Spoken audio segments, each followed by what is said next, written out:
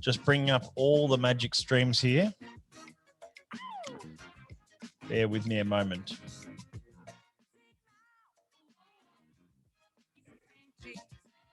Okay. Got to do this twice, otherwise. All right, we're almost live. It looks like we're just going.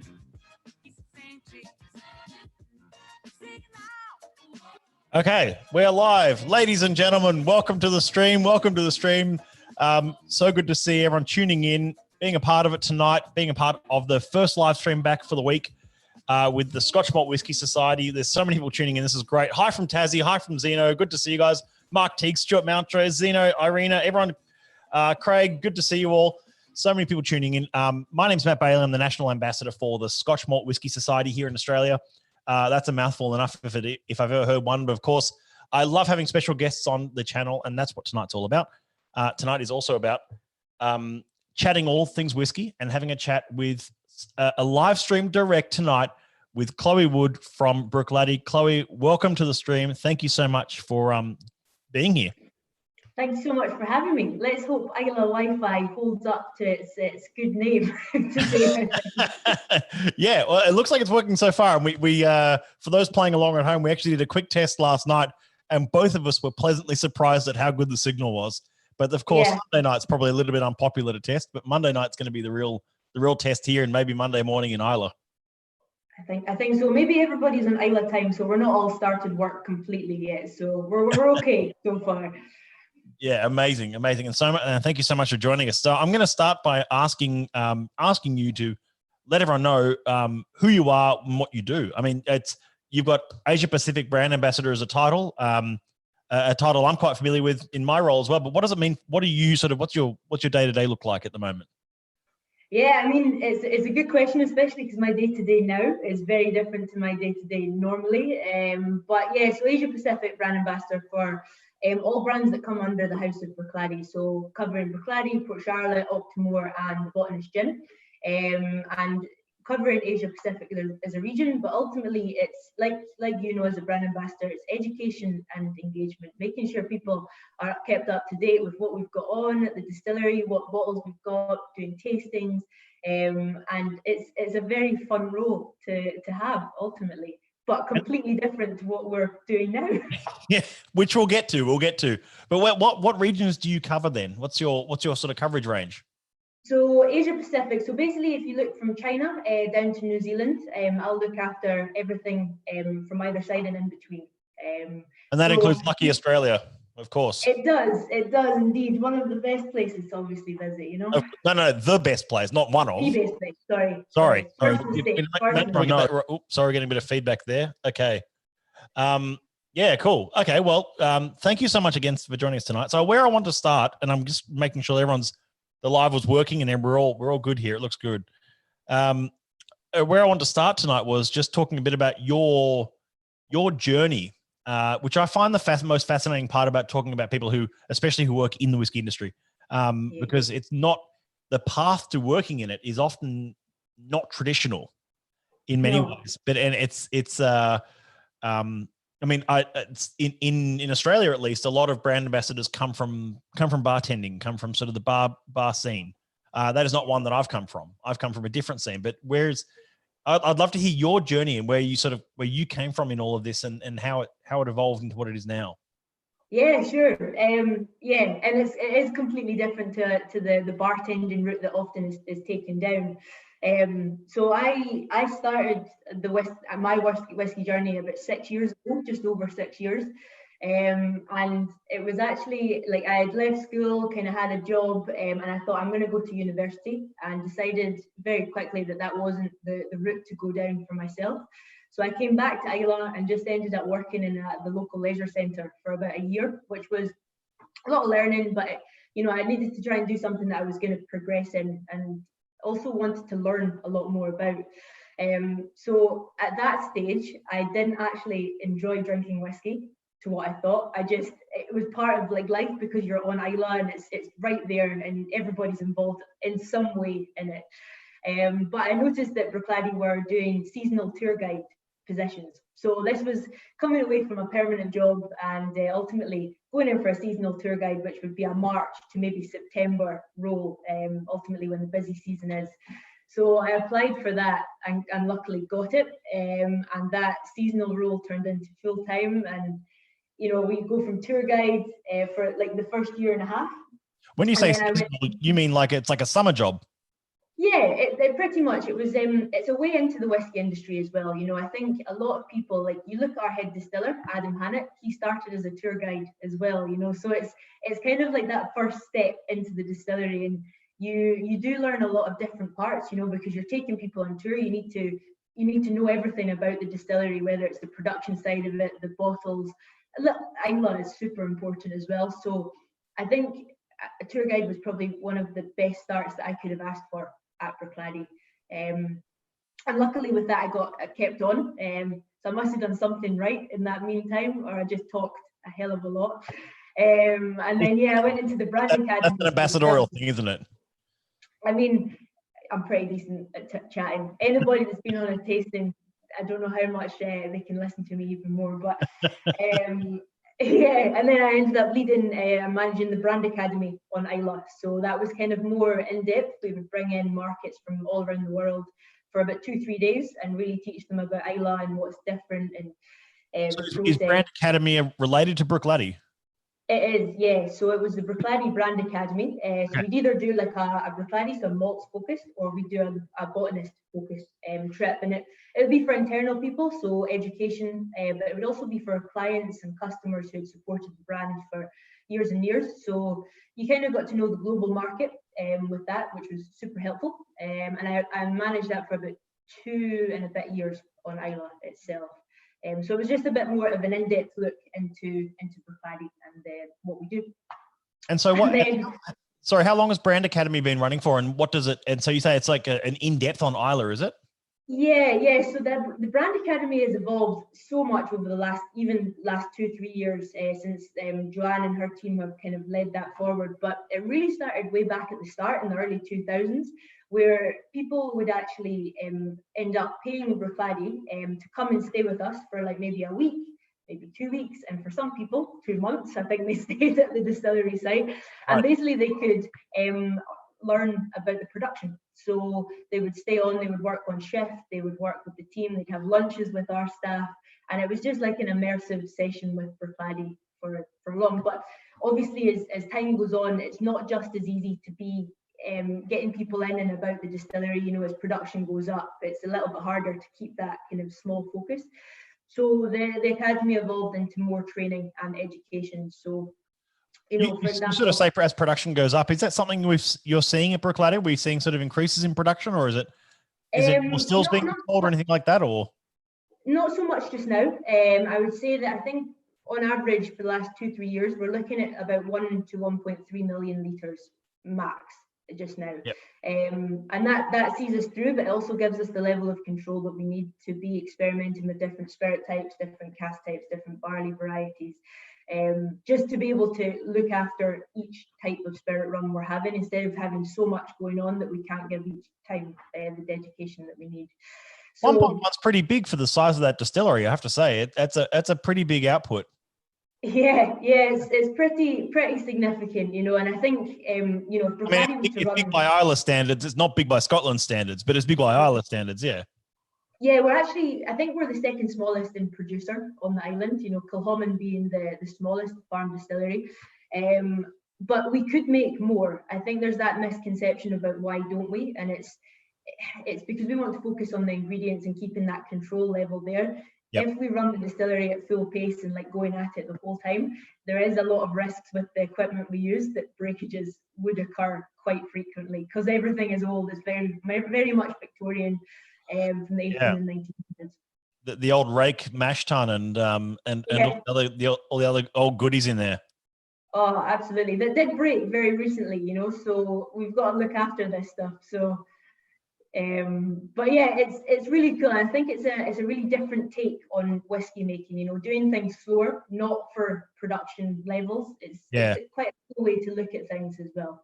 Yeah, very cool. And if have you and how long? Just remind me. You may have said just before. How long have you been with Bruichladdich? I've been with Bruichladdich just over 6 years now. Just over 6 years. Wow. Okay. Yeah, a very quick 6 years as well. Yeah. So if we're just to delve into a little bit of sort of like company history just for a moment, which might sound a bit dry to some, but I think others will find it fascinating. Yeah. So you've been with Bruichladdich even, would that be even just before Remy? No, so I actually came in 2014. So that was 2 years into Remy. Sorry. Yeah, but so they were 2012, like it officially kind of kicked in. That's right. Sorry. Yeah, of course. I keep in my head, it's still 2018. You know what I mean? So it's like, Is it not? yeah, it's not 2018. But I can honestly say, because I think, even not maybe being involved with Bruichladdich, like my family are very involved, and, seeing that change from post and pre-Remy, it's a very clear line the way things have happened, and it's such a good relationship with the team in France. Yeah.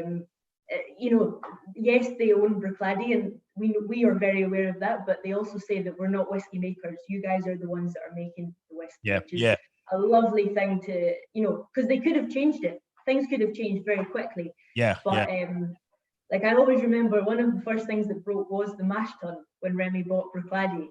And there was a chance there that, they could have stripped all that equipment out and just put some really kind of high-tech, super quick equipment in there.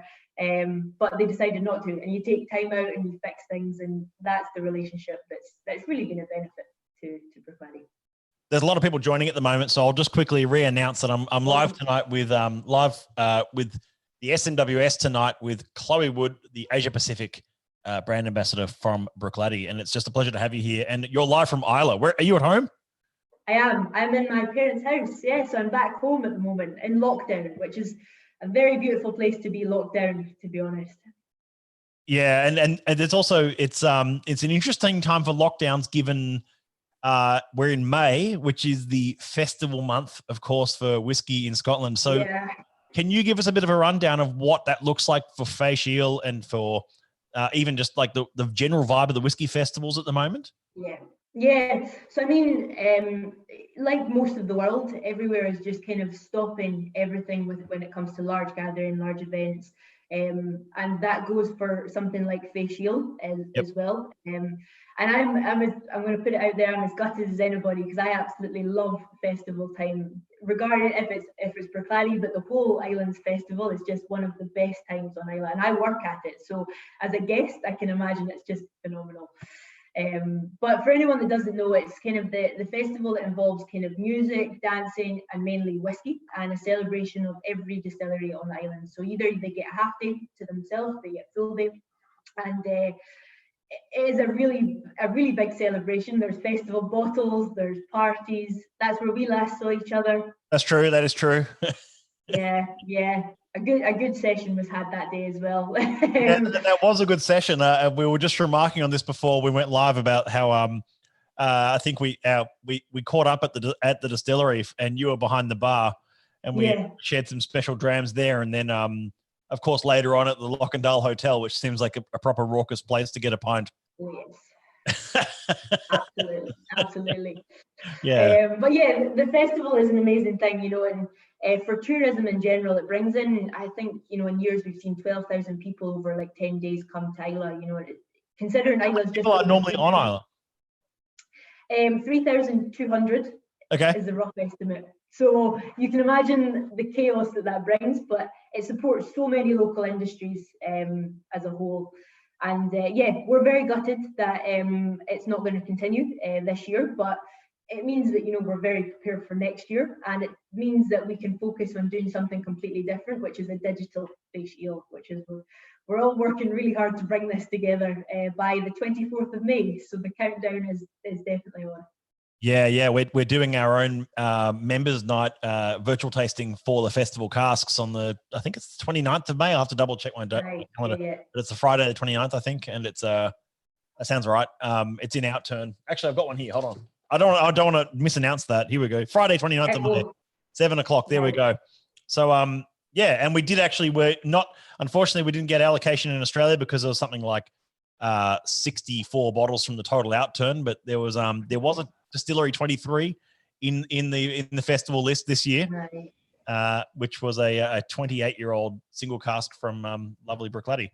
I'll grab some of the comments here and questions. So Steve Oates says, Bruichladdich Open Day during facial is the best day of the week. You know what, Steve? I think Chloe agrees with that, but I'm also going to wholeheartedly agree. I went to each of the open days throughout that week that I was on Islay, and the Bruichladdich one was the best. I have to, and I'm not even, I don't even need to blow smoke your way. It was honestly, it was honestly the best day. It was just, there was such a vibe and such an atmosphere there. And of course, yeah, I mean, the chaos of the event horizon lines and all that, of course, that aside, once those lines had gone, it's like the party started, the sky was blue. It was everything you'd hoped for. Yeah, it really is such a good day. And I say that at the start, like we work at it, you know, a lot of us are in at 6:30, setting up the masterclass, setting up the bars. But as soon as you see people coming in, you're like, this is exciting. This is us ready to go. This is why we're here, what we're doing.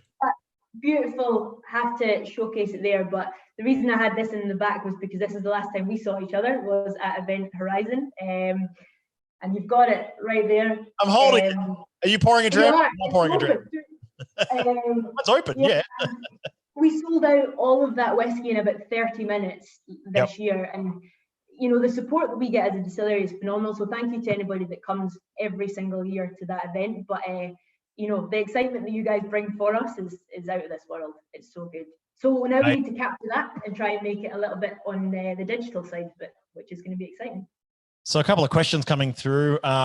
Robert says you just wish you were back at Face, Matt. Yeah, that's true. I do. So Robert, I'll leave that one. Understandable. A sneaky question from Irina here. She asks, Octomore Series 11, what should we expect? Oh, well, we're just doing a lot of work on Octomore at the moment. I'm not sure what series she may have tried before, but obviously we released the 10s, which was exploring a little bit of a softer style of ppm level. Now, everyone kind of looks at, when we talk about Octomore and we talk about this lower ppm level, everyone says, oh, it's really low, you know, really low, 133 parts per million, you think. Still got kept to it, guys. It's still in there. So now, like for us as a distillery with Octomore, I think this idea of ppm and phenolic content has always been at the top of Octomore's talking points. But really what we want to do and what we've always tried to do is take people away from the numbers on the bottle and give them something different. It's more about depth of liquid, the quality and the spirit behind it, and maybe a little bit more cask experimentation, barley experimentation with the 0.3 at James Brown's farm, and just trying to do something still in the younger vintages, but give you a very different flavour profile to the series before. But yeah, they're coming this year. Still on track to do that. I think most people will know the sort of the product differentiation. You've got Bruichladdich, Port Charlotte, and Octomore. I mean, has there ever been any other discussions for any sort of other variation on a theme, or? Yeah, I mean, we at Bruichladdich, I'm just doing like a whole piece of work at the moment on it. We've actually got 14 different types of spirit being ran at Bruichladdich at the moment. Wow. So that includes like organic and your bear and your biodynamic, but we also have 2 variations, which we did a very small limited run, which was rinse and lock and dull. So we did a 30 and a 55 parts per million liquid run as well. And that's, we've got a lot of casks of that, but I don't know if you remember, it was probably maybe 3 festivals ago, we had 2 Valenche casks for bottling on festival. One was rinse, one was lock and dull. That was a little snippet into what's in the warehouses too. So there's always variation. If you followed Bruichladdich from the start, I always tell the story that when we sold into Remy, by that point we had released about 436 different bottles of whiskey. So, yeah, I always referred, personally, and a few people are down under, maybe it's something that traveled up to you as well, but that era, I always refer to that sort of 2001 to 2011 era as the Heinz era. I call it the Heinz era of Bruichladdich, because it was like, what's that quote? It's like 427 varieties of sauce at Heinz. It was something like that. That's it. Yeah. And so it was whatever, 47 varieties of sauce or whatever they said. It was like the Heinz era. There's always a different sauce and there was always a different cask. And I remember personally going through a whole bunch of them, the rum cask this and the wine casks and the 16s and the Italian series and things like that were coming out in that era that were iconic to in terms of the experimentation, if you like, which is what kept me so interested in the style. Yeah, and I think that's one of our conversations we had, because you did one of my ultimate tastings when you did the golder, the redder, and the blacker still. Ah, if only there was a hand that could come through the screen right now. Yeah. That was a bit of a passion project around our gathering last year. We did a Bruichladdich focus night.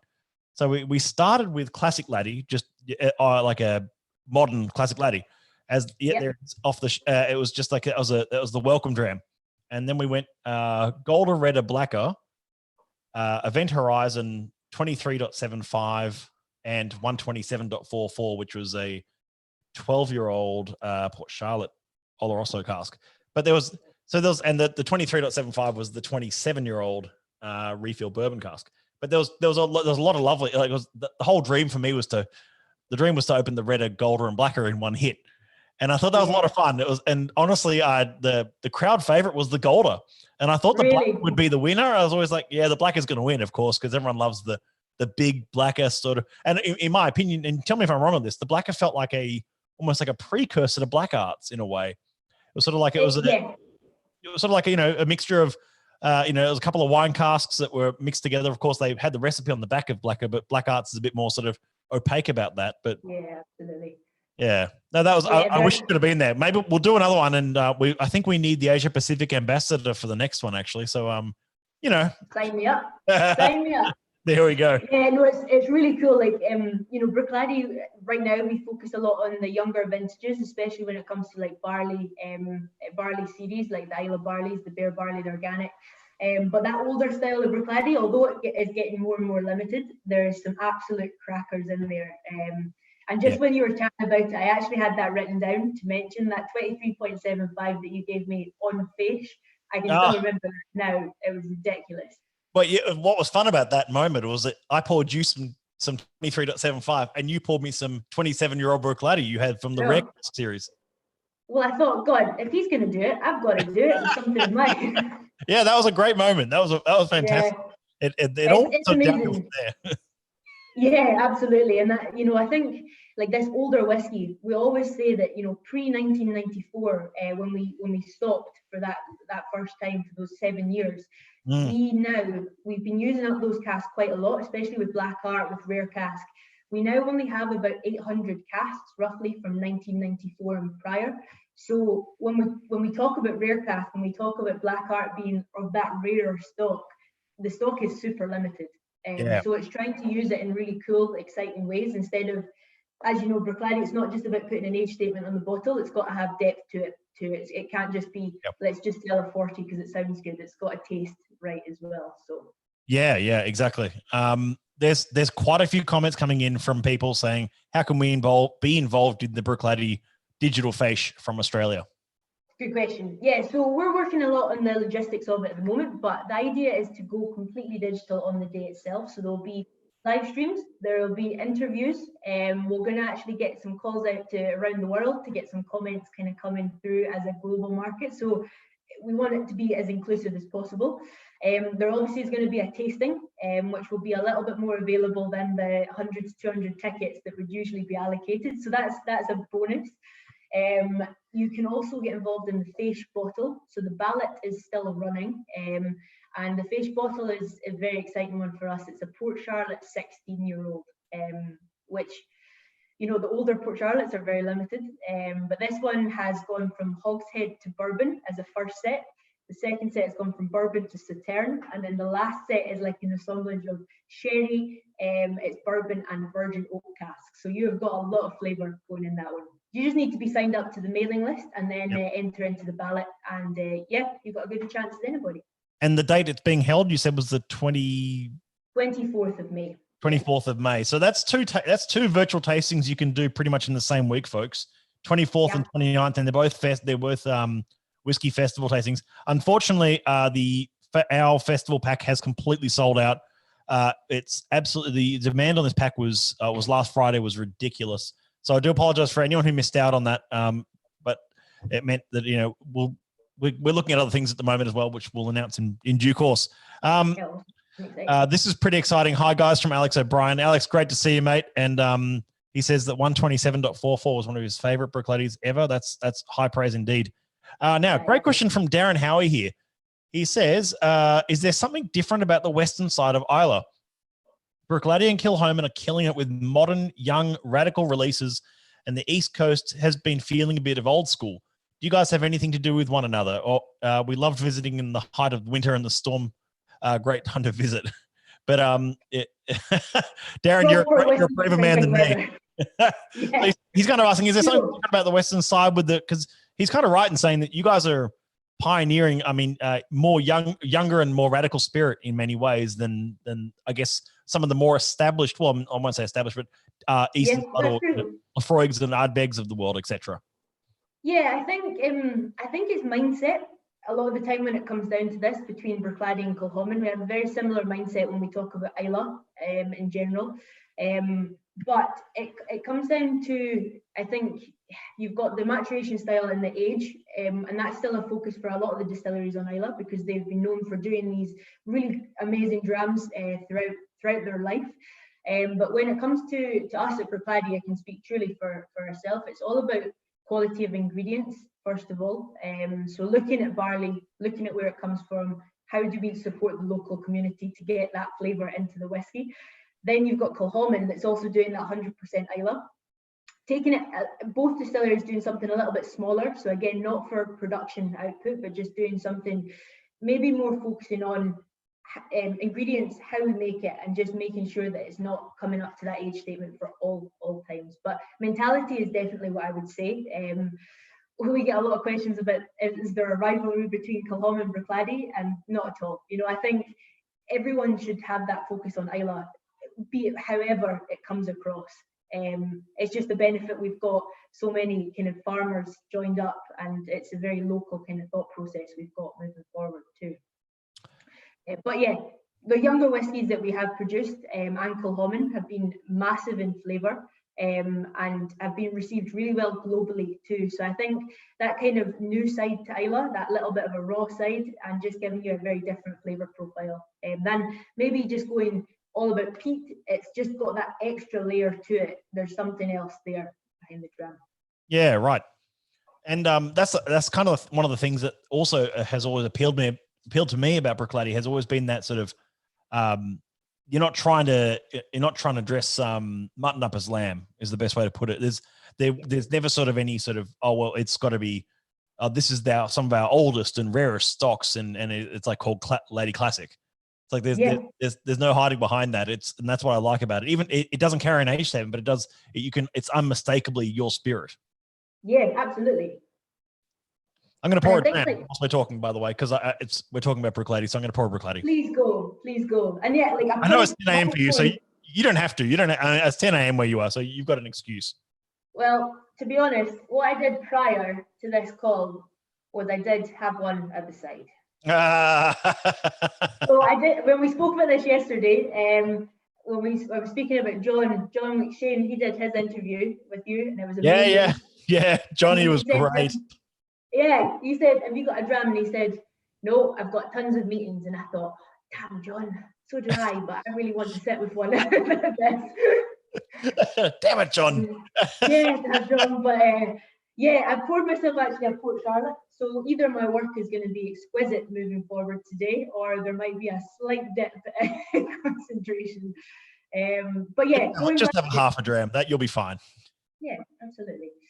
When you were chatting about like kind of being as open and honest, and Classic Laddie being a great example, we're really working hard on that transparency movement, you know, and making sure that if we don't put an age statement on it, it's not to hinder the quality of the liquid. If you type in the batch code on the back of the bottle, you can get absolutely everything from age to style of barley, how many casks to the cask type that's been included in the bottle. So it's all there, you know. We never try and hide ever. It should always be there for anybody that's wanting to drink. So there's a comment that's just come in from Gary, who is based down in Tasmania, who has said he's right now currently drinking a Friends of Bruichladdich 15-year-old sherry cask. It's amazing. So I actually did see that on Facebook just before I joined. Your single cask exploration series, what is that all about? Those sort of frosted ones, which are like Friends of Bruichladdich, and there's a few others like that. What's the genesis behind that? What's the idea behind those?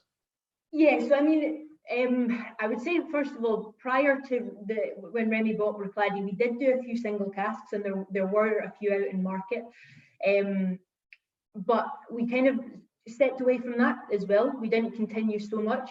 Now, kind of because we've re-established Bruichladdich around the world, we are starting to do some single casks for certain markets, so they will come in like a frosted bottle.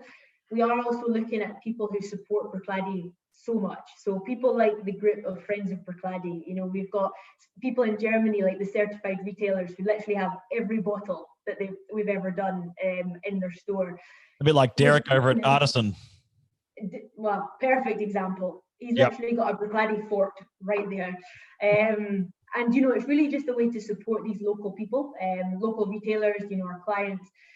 But we also wanted to do it ourselves because it is cask exploration. And although we've got some amazing whiskies that are kind of, you know, 10,000, 20,000 bottle releases, single casks are super cool, you know, and it gives like a really cool insight into the head distiller and to show what he works with from cask to bottle without any, you know, mixing of different styles, any watering down. It's usually cask strength. So we did an MP series, so micro provenance, and it would either look at barley variety or it would look at strains of different styles of casks as well.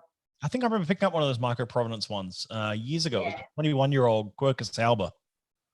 Yeah. That was ages ago. Like I bought that like 6-7 years ago or something like that.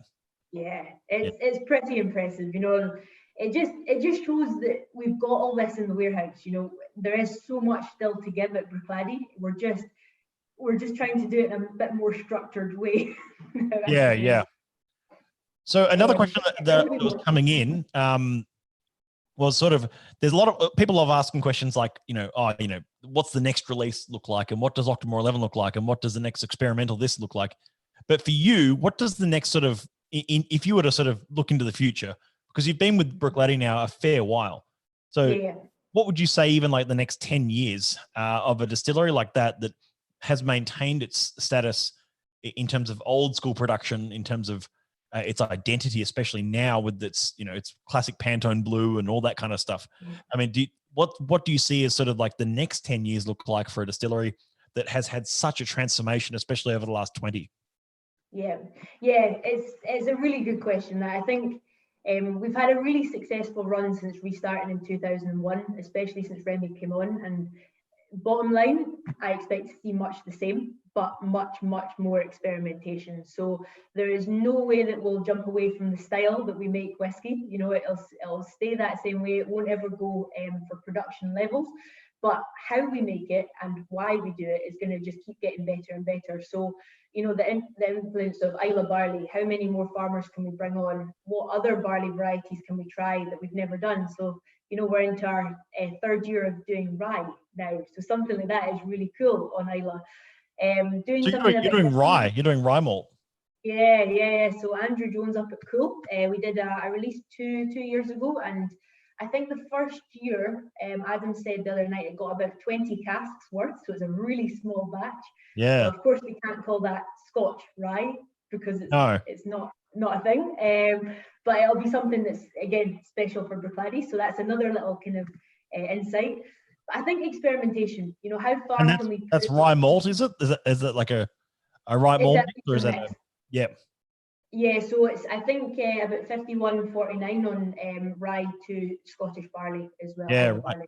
Yeah, right. Just because it's too thin when you mash it, it just doesn't hold on to the water as well.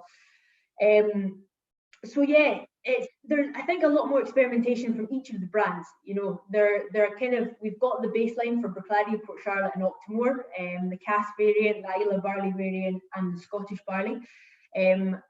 But it really kind of, that will happen naturally. It's the mentality behind the people that work for us as well. So, you know, bringing in more staff, warehouse projects are coming in. The maltings is coming in as well by 2023. We're going to do so Bruichladdich is going back to malting.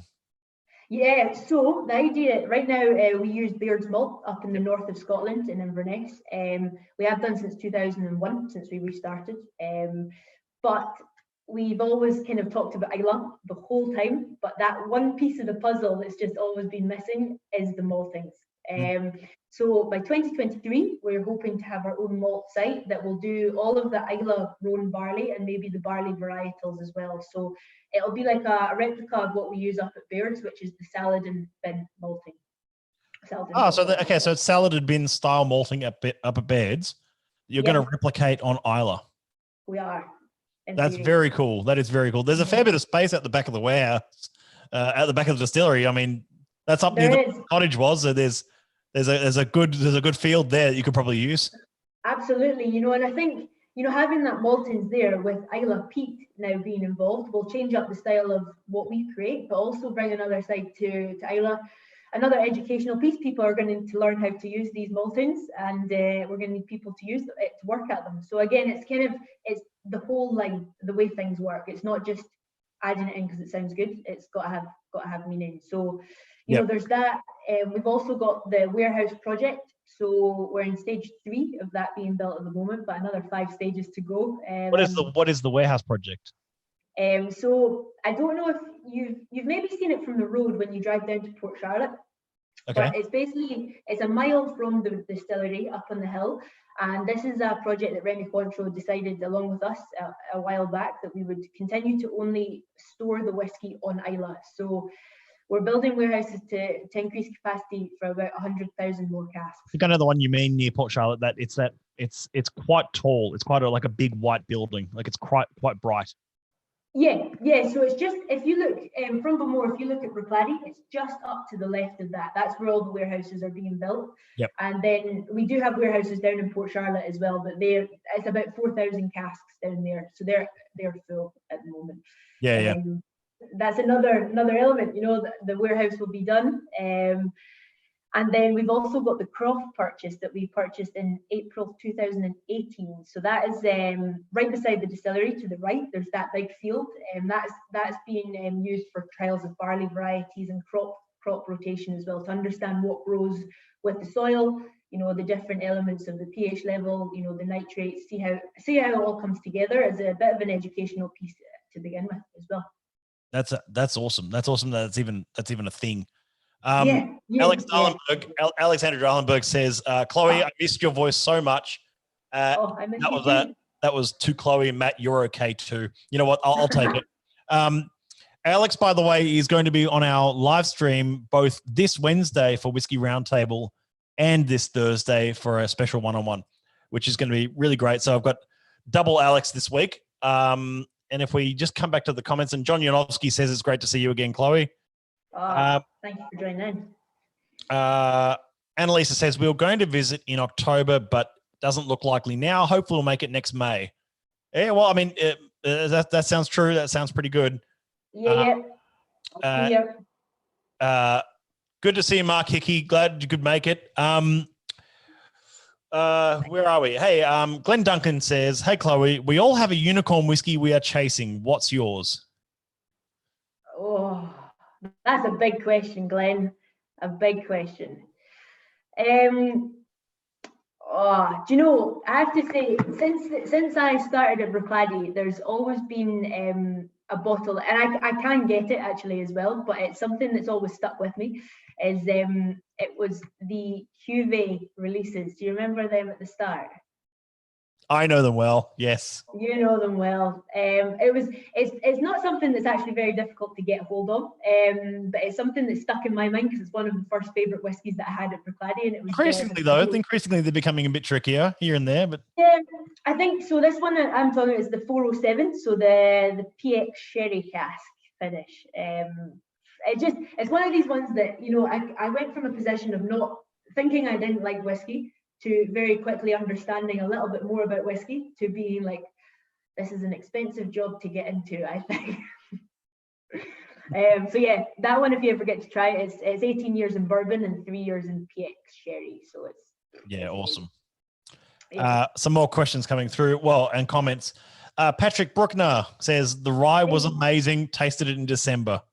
So sneak preview right there. Huh? Sneak preview. He reckons it's amazing. And Patrick, it's good to see you, mate. I hope you're well, and I hope to catch up with you again in Islay. And Sean says he's currently drinking a Swiss exclusive MP Sauternes cask at the moment. Also quite tasty. Very cool. And Samuel Locardi says this is like brand ambassador royalty, two legends of the whiskey scene. Yeah, it's very nice of you to thank Sam. What a legend. Cheers, guys. Tim Mayer joined. Tony Chapman joined. Good to see you. Steve asks, with all the expansion, any chance Port Charlotte Distillery will open again? There was talk of it years ago. That is true. There was talk of that years ago. Let's hear it from the horse's mouth. Chloe, what do you reckon? Yeah. Oh, under the pressure right there. No, it was. There was talk, but it became much more of an Islay rumour than I think it was intended to be. It was always a dream of Jim McEwen, so the previous master distiller at Bruichladdich. He always had this intention of reopening Port Charlotte to create the Port Charlotte spirit from Port Charlotte site. But we also realised that if we created Port Charlotte, we would change the way that Port Charlotte tastes completely. And it was also a funding thing. At that point we had very, very little money to pay wages, let alone think about a distillery or a new distillery. So at the moment, there's no plans to open Port Charlotte, I'm afraid. However, there is more plans to create more Port Charlotte liquid moving forward. So, take what you want from that one, but it would be amazing to see another distillery. But really, Islay is doing okay with the amount that we're producing for the size of the island. So I don't think we need another site for us anyway. No. I think that rumor made all the way over here. There was all this talk of it, of there being possibly a second site, a second distillery site, which would be exclusively where the original Port Charlotte was, something kind of site, and that was a very cool little rumor that went around at the time. Yeah, just a point on that as well. If you do go down to Port Charlotte, where the distillery site was, that was a distillery from 1829 to 1929. We've still got the warehouses storing casks for us. So there are about 4,000 casks down there, but because the warehouses are actually built into the ground, it's super good because it's really damp and wet conditions in there. So a lot of the wine casks actually get matured down to Port Charlotte because it's just so good for maturation, all Dunnage style as well. And it's just a combination lock that the code to, surely? Yeah, the code is not tried enough whiskey. Yeah. David Taylor asks, what is next on the Octomore range? What's up next, was that? Yeah, what's up next? What's up next for Octomore in terms of that spirit run? Yeah, so I mean, as I said, the 11s will come out later this year. And we will continue with each series moving forward. There will, and there's always the potential for special releases to be coming out. It's Bruichladdich. We love to do them.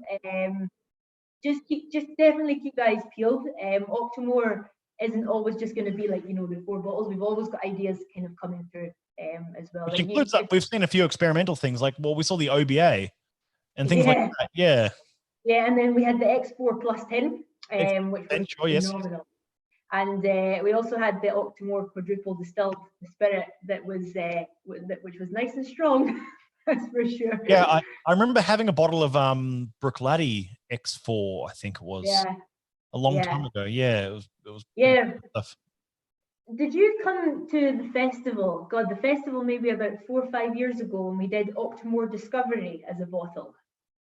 I have tasted it. I wasn't at that festival, but someone shared that with me at a tasting here in Sydney. Yeah, it's amazing. So for anyone that doesn't know, this is a quadruple distilled, but it was 7 years, I think, in Oloroso sherry casks that it came out. But even after maturation, it was in a clear bottle, wasn't it?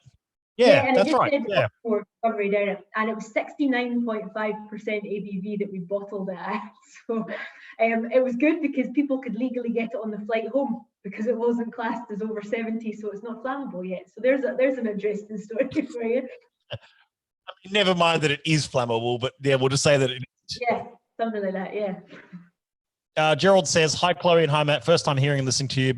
You've been so informative and amazing so far, especially for an inspiring young female, getting us excited about things to come. Hopefully to get to personally visit one day when things are all over." Absolutely.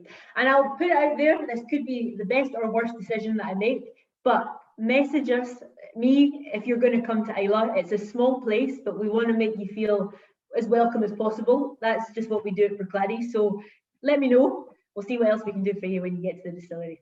Now, I'm going to throw you in the deep end a bit here, Chloe, because there was actually, when we chatted last night, there was actually a tin near your left leg, I think, somewhere down there, which was which has a bit of family history. Now, can you explain what I'm talking about here?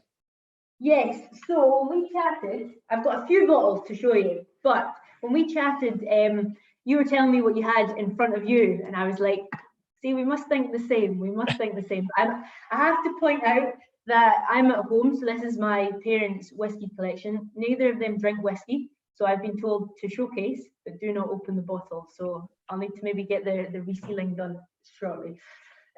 But you brought out an amazing bottle, the Port Charlotte 5, PC5 you had. And I had to go alongside from that, the PC7, sorry. But that's not just any normal PC7, of course, is it? It's not, because my dad, I don't know if you guys can see there, looking very happy, maybe got the same frown, is actually on the bottle. He does look like a properly mean fella on that tin, I got to say. He's nice, I promise.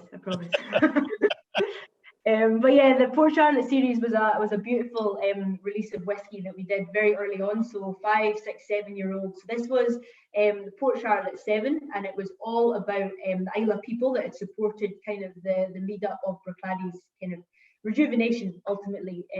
So PC7, you'll see the Gaelic just on the bottle there. That actually means it's the Islay way, and it's just all about the people that have helped to get Bruichladdich up and running again from the very start. And how long was your dad working at Bruichladdich? So he's never worked directly for Bruichladdich, but he's been a part of it since the 2000s. So you know, from taking draft for the farm, but also from building warehouses to doing work to getting everything back to running order. He's been a part of that. So it's, I think that probably really, that really Rainier era. Yeah, sure. I think that had a part to play with why I wanted to be with Bruichladdich, because I think when you grow up here, there's always one distillery that kind of catches your fancy, so to speak, and it's always been Bruichladdich that got me, to be honest. Yeah.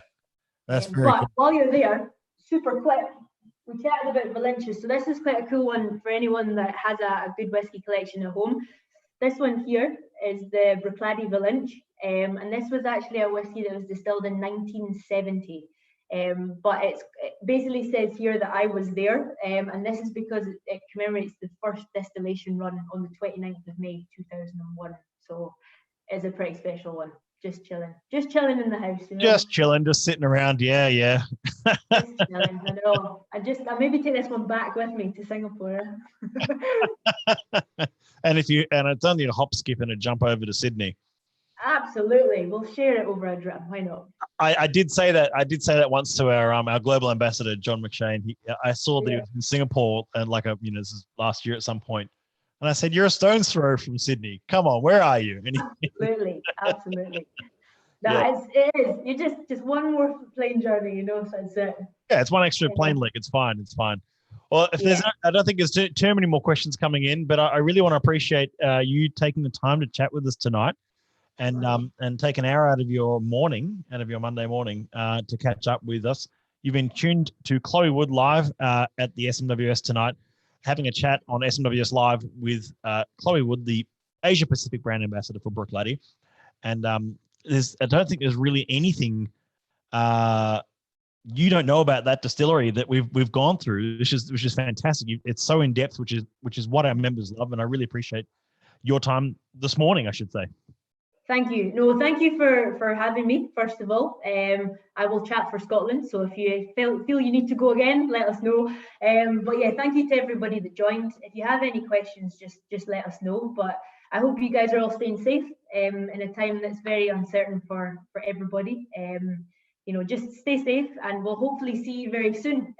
I would love to be back in Australia as soon as possible.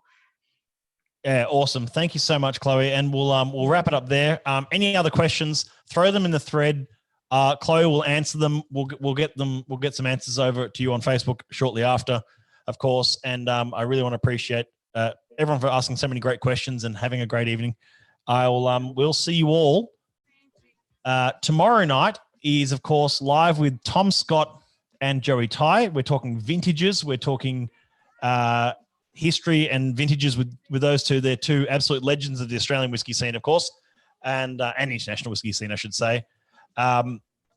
And then, of course, Wednesday night Whiskey Roundtable, Thursday night with Alex Darlenberg, and then Friday night is our Friday Q&A, Whiskey Drinks, live on Zoom. Anyone and everyone can tune in on Zoom. So you can come into the channel, have a drink with us on video, and have a chat with us, which is what the Friday Night Drinks is all about. Once again, thanking Chloe for taking the time out today, for chatting with us, and we'll catch you soon, Chloe. And have a great digital face. Stay safe. And you guys. Yeah, thanks so much. And we'll see you all soon. Thanks, everyone. Thank you. Take care, guys. Bye-bye.